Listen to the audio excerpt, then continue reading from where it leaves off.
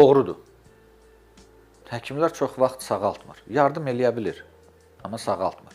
Ümumiyyətlə, rəsmi onkologiyada sağalmaq məqsədi yoxdur.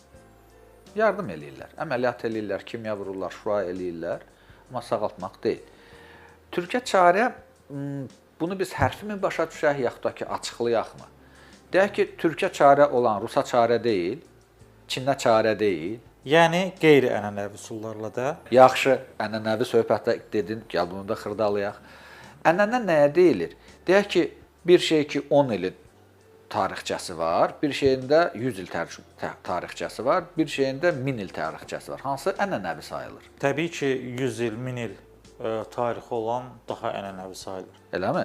Və onda niyə onkologiyada 100 ildə olunanlar sayılır rəsmi və ənənəvi, 10.000 il tarixi olan qeyri-ənənəvidir?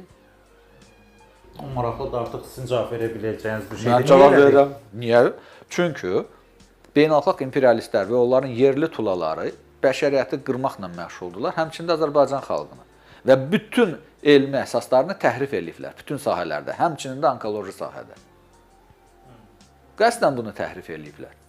Təsəvvür eləyin ki, xərçəngin müalicəsində 10.000 illik, 5.000 illik, 1000 illik təcrübəsi olan üsulları qoyurlar qırağa, deyirlər ki, yox, bu doğru deyil. Dünənki uşaqlar, o birisi faşistlər orada burada konslagerdə eksperiment aparıb, zəhərli maddələri insanın damarını yeritmək deyirlər, bunlar rəsmidir. Əlbəttə ki, siz türkə çarə dediyiniz, mən belə deyim də, türkə çarə nəyə deyilir? Rəsmi protokollara daxil olmamış. Onlar hamısı doğrudur. Rəsmi protokol hamısı yalandır. Ona görə də insanlar var ki, bir dənə çətinə yağ içməklə sağala bilir. İnsanlar var ki, bir dənə inanıb sodanı içməklə sağala bilir. Biz burada bir sürü şeyləri yığmışıq. Bütün o 500 üsul bunlar hamısı burada yazılıbdır.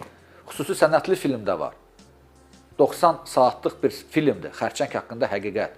Amerikanlı jurnalistlər çəkibdir bunu. Və tam bunun sağalma yolları hamısı bəllidir. Qriyalinlə sağalma necə, mümkündürmü? Yəni, belə bir müalicə üsulu varmı? Var, amma hamı sağalmır. Bəli, biz bilmirik nə ilə o şərtlənir. Onda orqanizm cavab verirdi o suala, ki, nə ilə sağalacaq? Əslində biz də eləməliyik onu, tədqiqat aparmalıyıq. O tədqiqatlar haradasa 1-2 milyard dollardır. Kimdə onu verə? Sizin üçün bu nədir? Sovet hökuməti Kommunist Partiyasıdır ki, xalqın və zəhmətkəşlərin qayğısına qalsın. Kapitalizm sistemidir. Heç kəsə maraqlı deyil sizin sağlamlığınız.